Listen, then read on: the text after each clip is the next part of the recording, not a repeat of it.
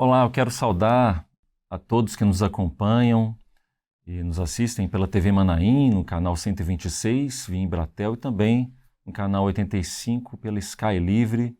Também aqueles que estão nos assistindo pelo canal oficial da Igreja Cristã Maranata no YouTube. A todos, a paz do Senhor Jesus. Este é o programa Ciência e Fé da Igreja Cristã Maranata. E este programa tem o objetivo de abordar diversos elementos da ciência como uma abordagem didática para entendermos ainda mais a respeito da Palavra de Deus.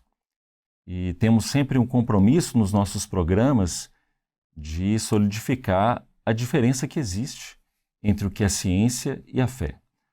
A ciência, que é do conhecimento humano e que é tão importante para o desenvolvimento da sociedade, para o desenvolvimento da tecnologia, mas que ainda tem os seus limites, porque ela está restrita a esta obra criadora, a largura, ao comprimento, também a altura e o tempo.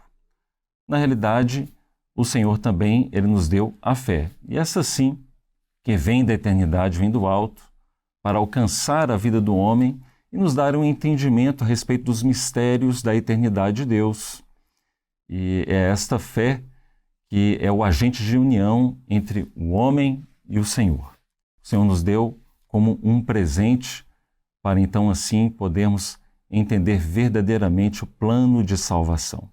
E estamos aqui hoje para poder falar de um tema que se trata dos limites da razão. Então, quais são os limites da ciência? Nós vamos trabalhar esse assunto mais precisamente com o lado da física, o universo, um universo tão vasto, tão gigantesco, que contém tantas estrelas, tantas galáxias. Nós vamos falar de propriedades da luz, do espaço, do tempo. E sabemos que a ciência ela chegou até determinados lugares, mas até onde ela pode ir? Quais são os seus limites? E onde ela não pode ultrapassar? Então nós falaremos um pouco a respeito dessas coisas neste episódio. E antes de tratarmos a respeito disso, apresentar aqui os nossos integrantes, que são membros do Grupo Ciência e Fé, que estão aqui conosco, começando aqui à minha esquerda, pelo professor Marcos Saúde. A paz do Senhor. A paz do Senhor, alegria estar com todos aqui. Maravilha. O professor Marcos Saúde, que é graduado em Ciências da Computação, ele tem um currículo muito grande. Nós vamos falar que tem pós-graduação em Engenharia de Sistemas, também tem mestrado na área de inteligência artificial, é professor universitário, também é oficial de justiça nas horas vagas, né? Está aqui conosco para poder tratar desse assunto. Cleiton Vinícius, a paz do Senhor, seja bem-vindo. Paz do Senhor, paz dos seus irmãos que estão assistindo. É um prazer estar aqui com os irmãos novamente. Maravilha. O Cleiton, que é professor de física, então ele vai nos ajudar muito aqui, sabe, muito pastor bom. Marcos? Maravilha. E ele tem especializações na área, é professor dessa área do conhecimento e algumas oportunidades já esteve aqui conosco. Também está aqui o professor Tiago Costa, paz do Senhor. Paz do Senhor, paz dos seus irmãos. Com suas graduações em engenharia, especializações e também um profundo estudioso dessa área do conhecimento do universo, né, do espaço, do tempo. Então nós vamos aprender bastante aqui. Com certeza. Eu vou aprender ainda mais que o senhor, que é uma linhazinha que o senhor tem mais parecida com a deles. A minha está um pouquinho distante, que é da área da biologia. Mas olha só, vamos começar aqui então com um texto básico. Eu acho que é interessante, já que o tema é os limites da razão, não é? Eclesiastes, no capítulo 8, verso 17, nos fala o seguinte: Então vi toda a obra de Deus que o homem não pode alcançar, a obra que se faz debaixo do sol, por mais que trabalhe o homem para buscar, não a achará. E ainda que diga o sábio que a virá conhecer, nem por isso a poderá alcançar. É interessante desse texto aqui é que ele fala, Salomão ele relata aqui uma passagem, né, de que foi visto a obra de Deus. Então nós conseguimos contemplar muitas coisas da obra criadora, de tudo aquilo que Deus fez, né? Nós conseguimos contemplar as estrelas, o universo, até o nosso próprio planeta, mas ainda que consigamos contemplar todas essas coisas, muitas delas nós não vamos conseguir compreender efetivamente como elas funcionam, né? Então são segredos que estão com o Senhor. O Senhor, ele permite o homem desvendar alguns desses mistérios aqui na obra criadora, né? Nós vamos falar aqui a respeito de alguns deles, e outros estão para o Senhor. Talvez nós descobriremos quando chegarmos lá na eternidade, né? E nós mencionamos aqui na apresentação desse tema a respeito desses elementos que são tão impressionantes e são, de uma certa forma, imprescindíveis na física para a gente poder entender muitos fenômenos. E o primeiro deles é a respeito da luz, né? A luz, que tem uma velocidade incrível, né? E ela pode ser usada em diversos aspectos do nosso cotidiano.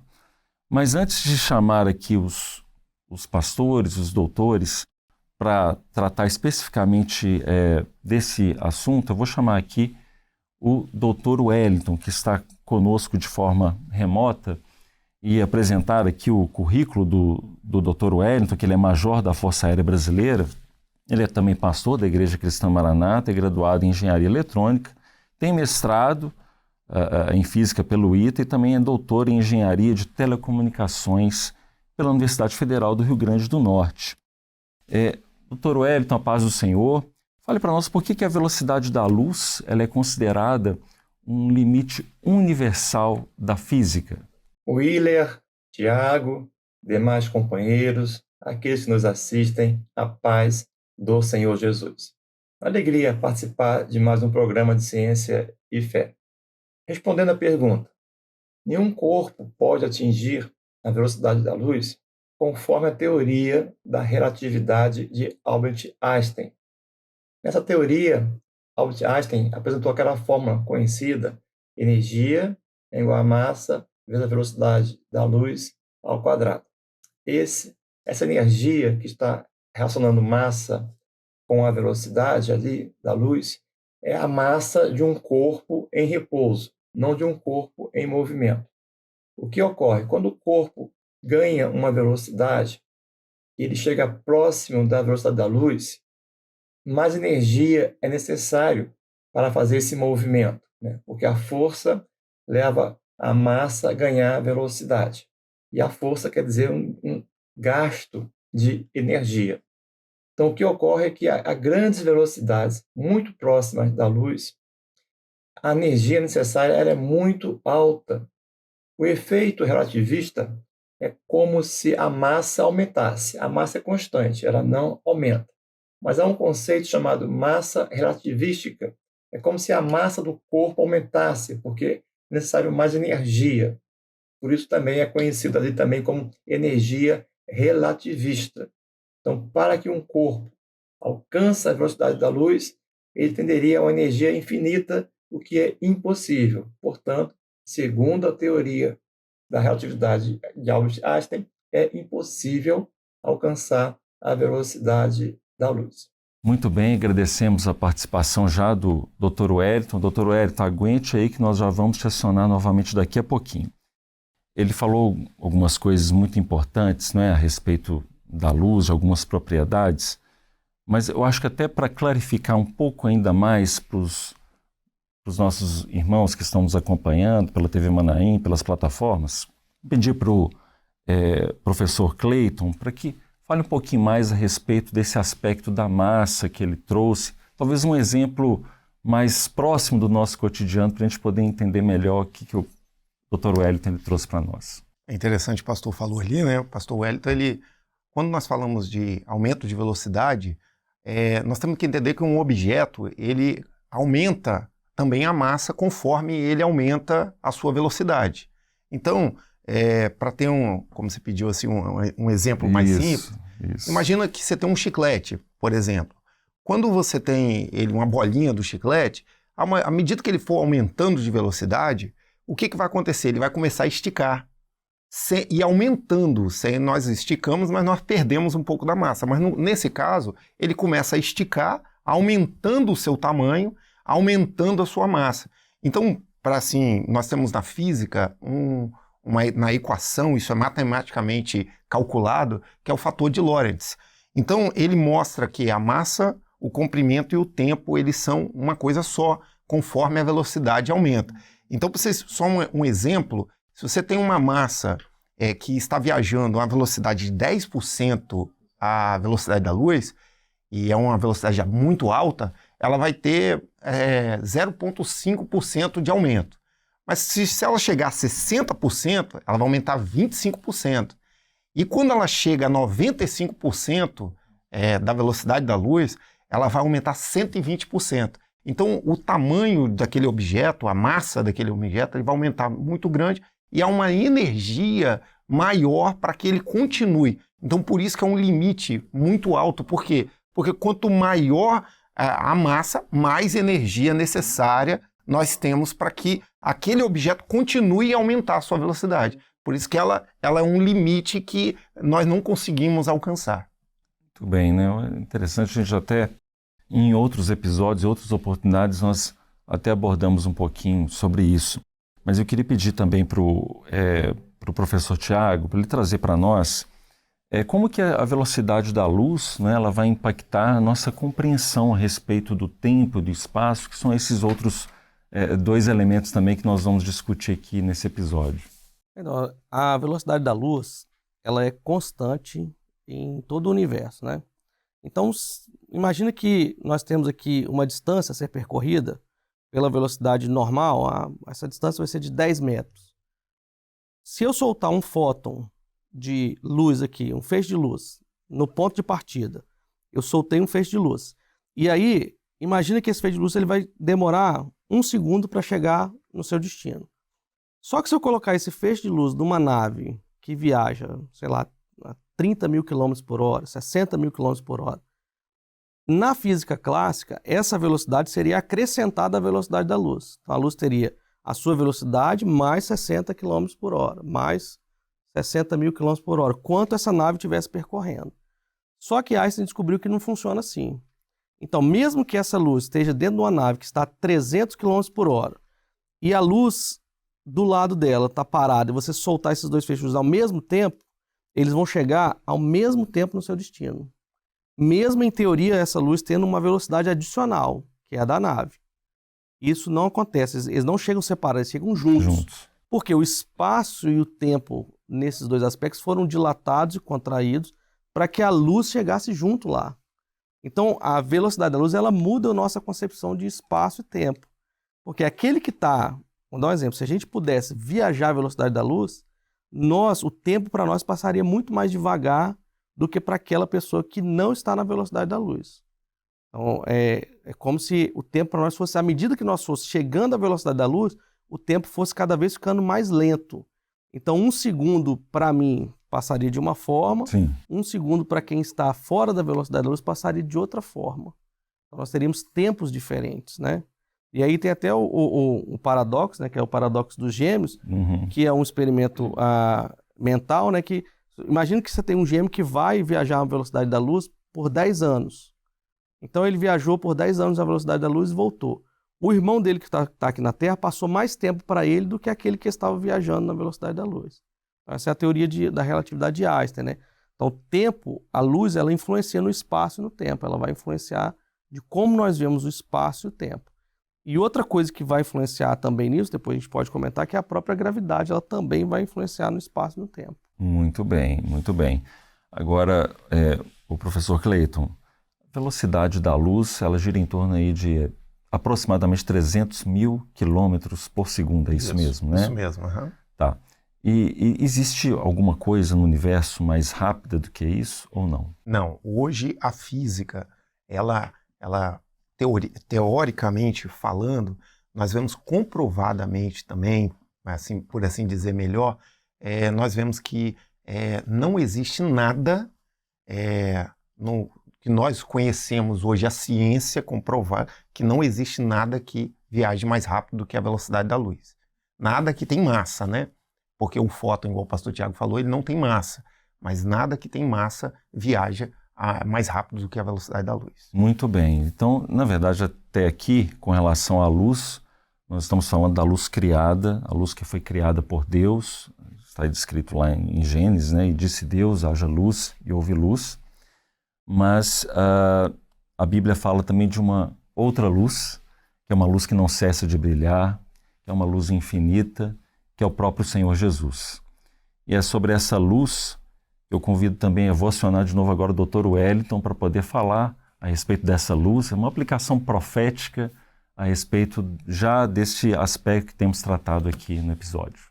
Nós podemos ver na palavra de Deus esse limite para alcançar a eternidade, a vida eterna. Esse limite está bem apresentado na palavra de Deus. Gênesis 3, 24 diz assim: E havendo lançado fora o homem, pôs querubins ao oriente do jardim do Éden e uma espada inflamada, que andava ao redor para guardar o caminho da árvore da vida. Então aqui é o homem perdendo o acesso à vida eterna, perdendo o acesso à árvore da vida. Ele foi afastado e houve uma barreira. A espada ali, para falar assim, espada inflamada ou flamejante, né? É a palavra revelada. Então, para ter acesso novamente à vida eterna, o homem tem que alcançar a palavra revelada, inflamada, o fogo para dar ação do Espírito Santo. Só o Espírito Santo para revelar ao homem esse caminho de volta à vida eterna. Esse caminho é o Senhor Jesus. Ele disse: eu sou o caminho, a verdade e a vida. Ninguém vem ao Pai senão por mim. Para concluir, quero citar o texto de Apocalipse 2:7, que é uma promessa. Diz assim: quem tem ouvidos, ouça o que o Espírito diz às igrejas. Ao que vencer, dar-lhe-ei a comer da árvore da vida, que está no meio do paraíso de Deus. Que bênção! Muito bem, agora sim agradecemos a participação do Dr. Wellington no programa. Até uma próxima oportunidade. Da próxima vez, Pastor Wellington aqui conosco nos estúdios da Rádio Manaim. Muito bom. Então agora aqui, nós acho que podemos fazer algumas outras aplicações, né, a respeito desse aspecto da luz. Algum dos companheiros... Eu gostaria de trazer aqui uma contribuição abordando o seguinte. Foi muito bem colocado essa distinção. O que os doutores trouxeram de conhecimento é referente a esta luz que foi a luz da criação e que está na obra, né, nos limites da obra criadora. Agora, o texto que o Dr. Wellington trouxe para a nossa meditação aqui é esta luz que no grego se menciona phos, que não tem início e nem fim, e que nós encontramos na palavra diversos momentos e associações em que o Senhor se identifica com esta luz phos, né? Mais uma vez reforçando essa característica eterna do Deus que nós cremos, servimos e sabemos que está presente em nosso meio. Há um texto na palavra, primeira carta a João, capítulo 1, verso 5, e diz assim, a parte B do versículo, né? Deus é luz e não há nele trevas nenhuma. Amém. Ou seja, esta luz que é de eternidade a eternidade, de eternidade a eternidade, tu és Deus. Nesse texto, por exemplo, já está trazendo aqui a compreensão de que o Senhor, ele não está submisso aos limites desta vida. A ação de Deus não se limita aos limites da obra criadora, mas é uma luz que ela se revela e ela passa pelo nosso tempo e nos mostra a existência de uma obra redentora, né?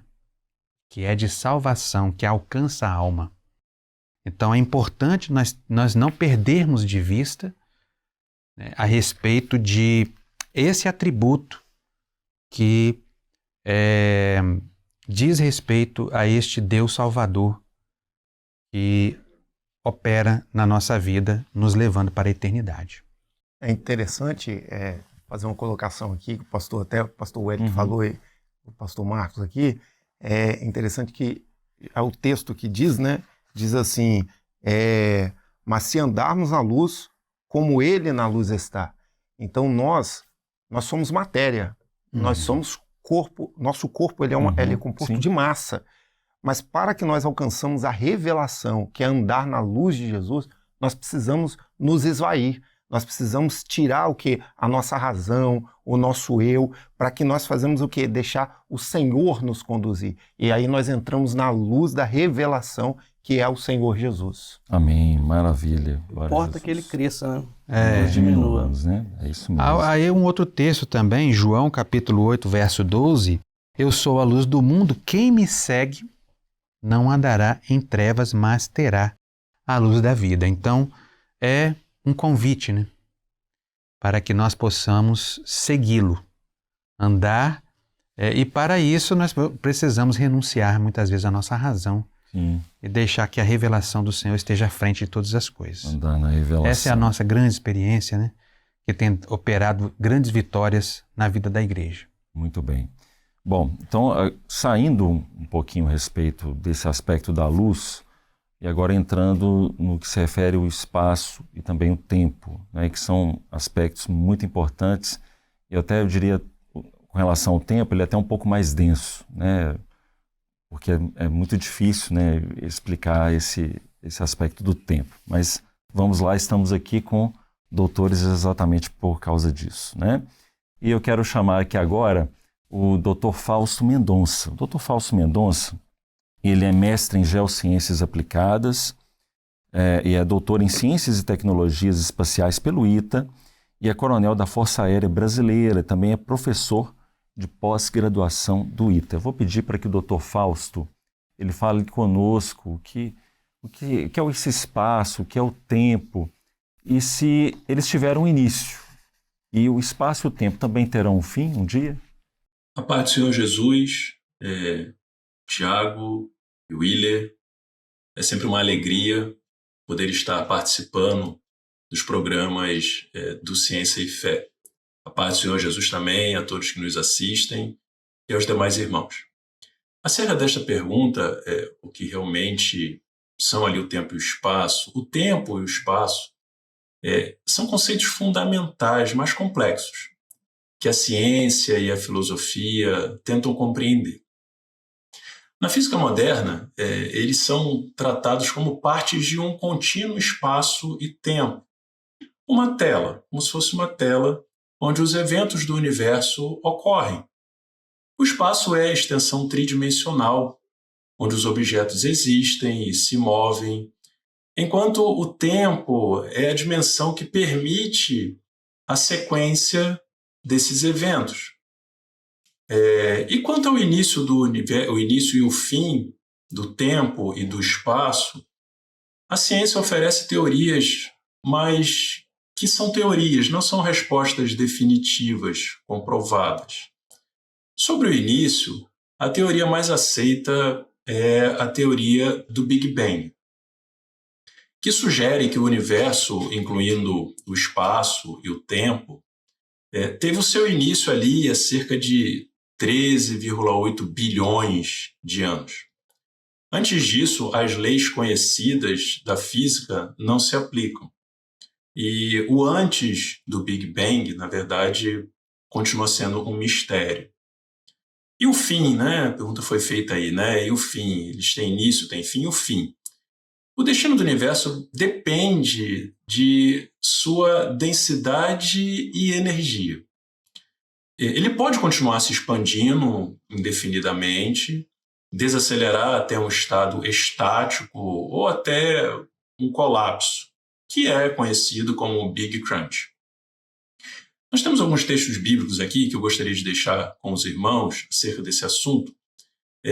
Gênesis capítulo 1, verso 1, ele fala, né? No princípio, criou Deus os céus e a terra. A criação foi feita pela mão do Senhor, como está na palavra.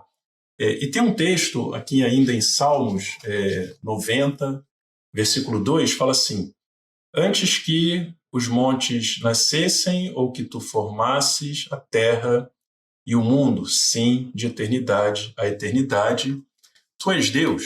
Então tudo foi criado pelo Senhor. A ciência fez enormes progressos na exploração do espaço e na compreensão do tempo. Mas é bem verdade que ainda existem muitos mistérios a serem desvendados. Vamos aqui dar alguns exemplos de alguns avanços nessa área e alguns limites que são encontrados atualmente nessa exploração. Na exploração do espaço, por exemplo, as sondas espaciais elas são lançadas desde ali década de 60. Sondas espaciais têm explorado planetas do nosso sistema solar. Por exemplo, a sonda Voyager 1, por exemplo, foi lançada em 77 e atualmente o objeto feito pelo homem mais distante que existe hoje da Terra, viajando para espaço interestelar. Marte e outros planetas, por exemplo, diversas missões também têm buscado explorar esses outros planetas. Marte, por exemplo, tem ajudado a entender a geologia, a atmosfera, e até a possibilidade de vida em Marte tem sido explorado, né?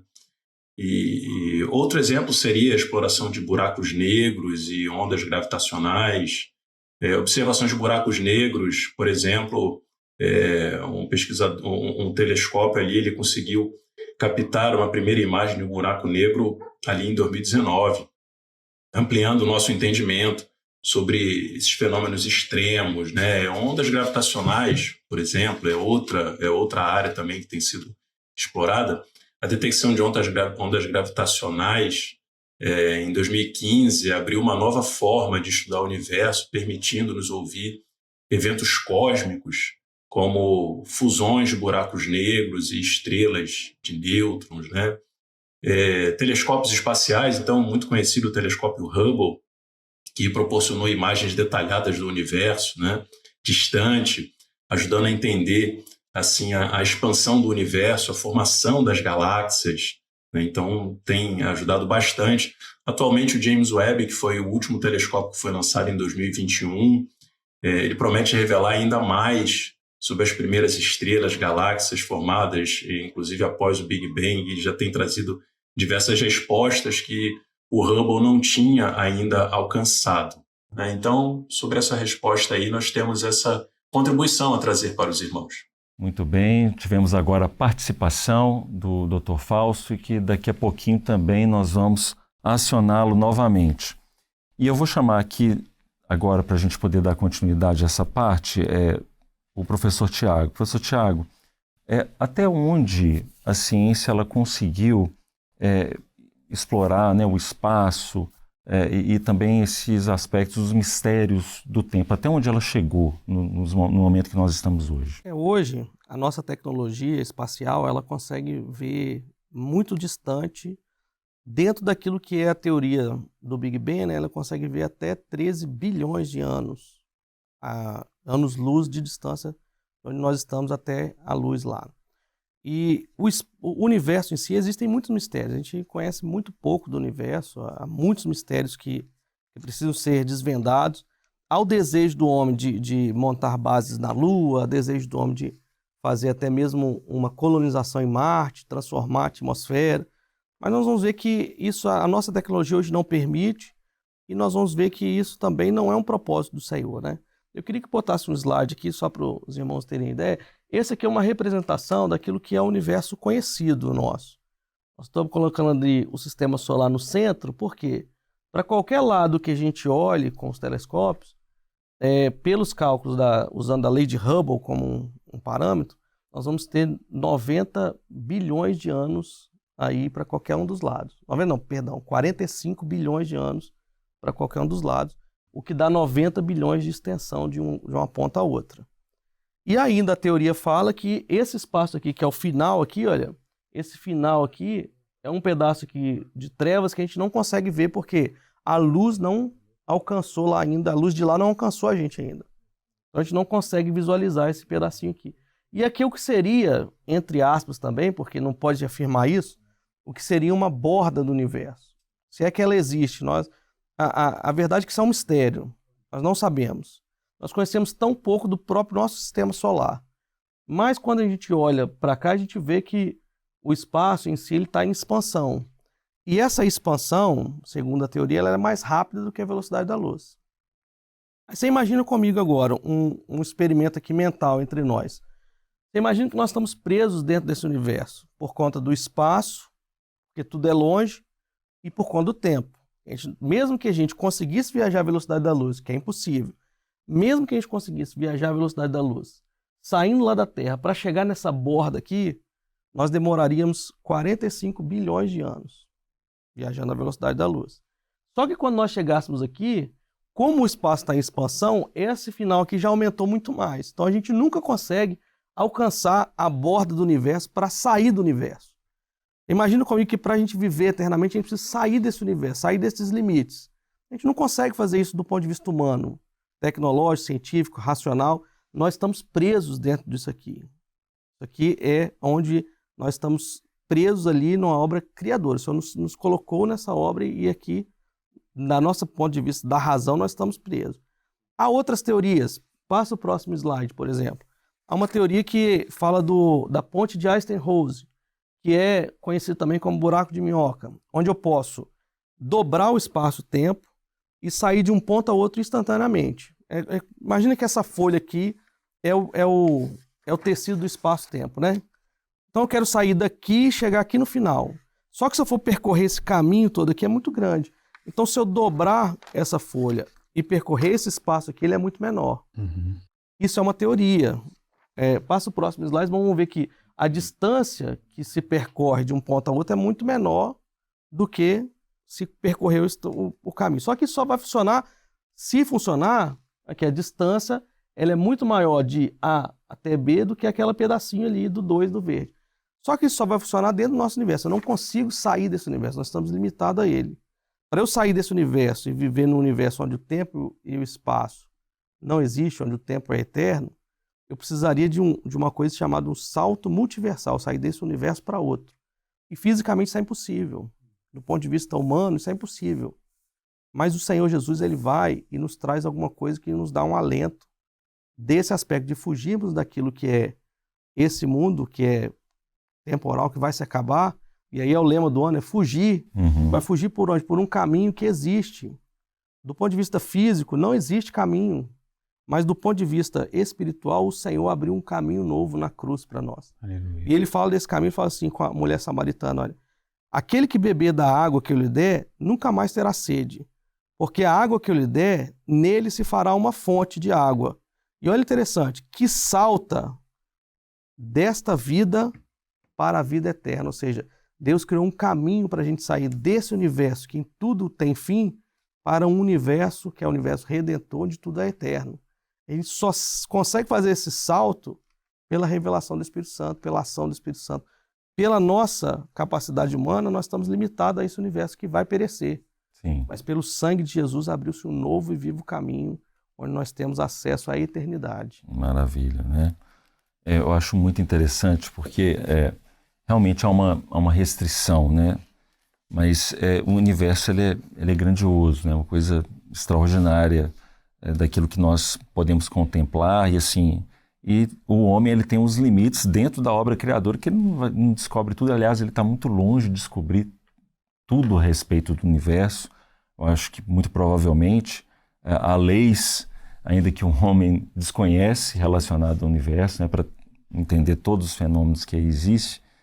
Mas é dentro disso que os pastores disseram. A gente até deixei aqui separado um texto que é Isaías 40:12.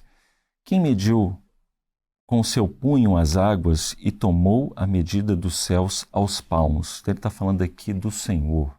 Então, o Senhor que criou todas essas coisas e nós, que hoje, se a gente for olhar para talvez 40 anos atrás e se nós estivéssemos naquela época e pensar o que nós já aprendemos até aqui, nós ficaríamos muito surpresos naquela época.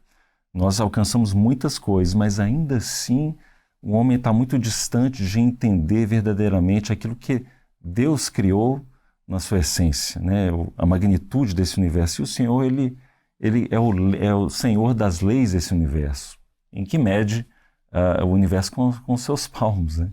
Ele tem um domínio de tudo. Por mais que nós aprendamos muitas coisas em relação ao espaço, nada pode se comparar àquilo que o Senhor ele fez, e talvez pode ser que nunca saibamos, na verdade, a respeito de tudo, né, que ele criou. E com relação aos mistérios do tempo, professor Cleiton, o que a gente pode falar mais a respeito disso? É interessante que nós estamos falando sobre a questão, até o pastor Tiago usou sobre a questão do tempo diminuir, né? A questão do paradoxo dos gêmeos. Mas olha, uma coisa interessante que a física, isso é cálculos matemáticos comprovados, que mostram que quando se acelera a velocidade, o tempo ele é contraído. Então ele passa mais devagar. E isso é matematicamente comprovado. Existem experimentos com relógios quânticos que mostram que realmente, se você acelerar a velocidade, o tempo começa a diminuir e até mesmo, teoricamente, a parar. Mas é interessante que é impossível, isso é uma coisa que é comprovado, isso é impossível o tempo voltar. Não existe como a física, as leis do universo, não existe o tempo voltar. Mas nós vemos como que o nosso Deus, ele não está limitado às coisas dessa vida, à obra criadora. O nosso Deus, ele é onipotente, o nosso Deus é o Todo-Poderoso, o Deus que criou os céus e a terra, como o texto que você leu. Então, você vê que a palavra fala em 2 Reis 20, 11. Então o profeta Isaías clamou ao Senhor e fez voltar a sombra 10 graus pelos graus que já tinham declinado no relógio do sol de Acaz. Então aqui mostra um milagre que o Senhor fez. O Senhor fez o relógio voltar. Ele fez o tempo retroceder. Então há um limite na obra criadora, que é o limite que a velocidade da luz, ela pode até fazer com que o tempo ele desacelere e ele pare. Mas o Senhor, ele é poderoso e ele transcende o limite da obra criadora. O nosso Deus ele é atemporal, né? Até há outros textos, né, que vão falar a respeito do tempo até de outras maneiras. Então, para o Senhor, um dia é como 1000 anos, e 1000 anos é como um dia. Está lá em 2 Pedro, capítulo 3, versículo 8, finalzinho dele. E eu acho muito interessante também o Salmo, né? O Salmo 139, né? Para onde me irei do teu espírito? Ou para onde fugirei da tua face? Subir ao céu, lá tu estás. Na minha cama, lá tu estarás também. Se tomar as asas da alva, se habitar nas extremidades do mar, até ali a tua mão me guiará e a tua destra me susterá. Então mostrando exatamente a onipresença do Senhor. O Senhor que tem um controle total deste tempo, né? Como é que você explica pela física isso? Alguém está em todos os lugares ao mesmo tempo, e que o tempo, independente de onde você está, ele passa para ele do mesmo jeito, porque na verdade, como para o Senhor ele é atemporal, então ele vê os 7 tempos, os 7 momentos da igreja, 7 momentos proféticos da igreja ao mesmo tempo, ele vê a criação, ele vê o arrebatamento da igreja. Então para o Senhor ele que tem um total controle, né, desse tempo. E que tanto temos dificuldade para poder entender, né? Mas ele tem um total controle disso. Bem, chegando praticamente no final, agora sim, o Dr. Fausto até deve ter pensado que eu tinha esquecido dele, mas vou pedir para que ele faça então aqui para nós, neste momento, uma aplicação profética, uma aplicação espiritual dessa abordagem aqui que falamos, a respeito do tempo e também do espaço. O que nós podemos trazer aqui de aplicação profética sobre todo esse assunto que foi falado aqui, por mais que a tecnologia, o conhecimento humano tenham avançado, ainda parece impossível escapar das limitações do universo que foi criado pelo Senhor. Para isso, precisaríamos de um salto além das fronteiras do espaço-tempo, algo como um salto multiversal rumo ao universo redentor, onde a eternidade é uma realidade. A ciência, por mais desenvolvida que seja, não tem a capacidade para alcançar tal transformação. No entanto, a palavra do Senhor nos oferece algo profundamente semelhante. Quando nós lemos o texto que está lá em João capítulo 4, verso 14, onde Jesus fala assim: mas aquele que beber da água que eu lhe der nunca terá sede, porque a água que eu lhe der se fará nele uma fonte de água que salte para a vida eterna. É interessante quando Jesus faz essa colocação. Essa promessa não é sobre uma simples mudança física, mas ela aponta sobre uma transformação profunda e eterna no ser humano. A água que Jesus oferece é a fonte de vida que transcende o tempo e as limitações do universo material. Ela entra na vida do homem e o renova, fazendo-o participar de uma realidade eterna, que não pode ser limitada pelas leis da física que nós conhecemos. A palavra de Deus, ela tem um poder incomparável. Ela tem a capacidade de penetrar na vida do homem, mudar a sua história e conduzi-lo a uma transformação que a ciência jamais poderia oferecer ao homem, que é a vida eterna em Cristo Jesus. Agradeço agora, então, a participação do Dr. Fausto, por essa palavra que foi trazida e que já está aqui guardada nos nossos corações. Vamos, companheiros, nós estamos nos aproximando aqui do fechamento, desse episódio, e eu gostaria de convidar aqui o professor Marco Saúde para fazer as considerações finais de tudo que foi abordado até aqui.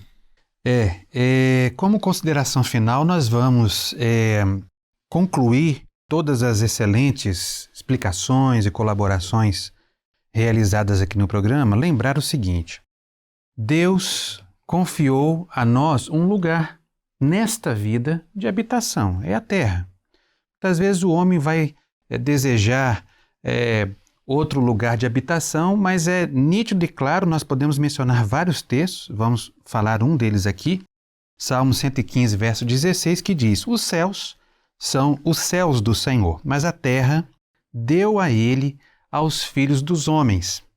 Agora, é importante, para nossa conclusão aqui, lembrarmos o seguinte: nesta vida, nós temos este lugar aqui, esta terra que é o lugar onde nós vivemos, temos as nossas condições aqui de sobrevivência, mas não é aqui o nosso lugar. O que Deus tem para nós, como salvação, como projeto eterno, é uma morada eterna para a nossa alma. E que possamos ser assim dirigidos. A palavra do Senhor, no livro de Hebreus, no Novo Testamento, capítulo 3, verso 14, diz assim: porque não temos aqui cidade permanente, mas buscamos a futura. Que nós possamos entregar as nossas vidas nas mãos do Senhor e sermos direcionados para estarmos com Ele na eternidade. É o projeto que Ele tem para nós. Amém. Fiquemos com essa palavra, então, trazida aqui pelo doutor e pastor Marco Saúde. A paz do Senhor. A paz do Senhor. A paz do Senhor Cleiton. Pai do Senhor. A paz do Senhor professor Tiago. Pai do Senhor. E até uma próxima oportunidade. Queremos também despedir todos aqueles que nos acompanharam no programa Ciência e Fé. Até o nosso próximo episódio. A paz do Senhor Jesus.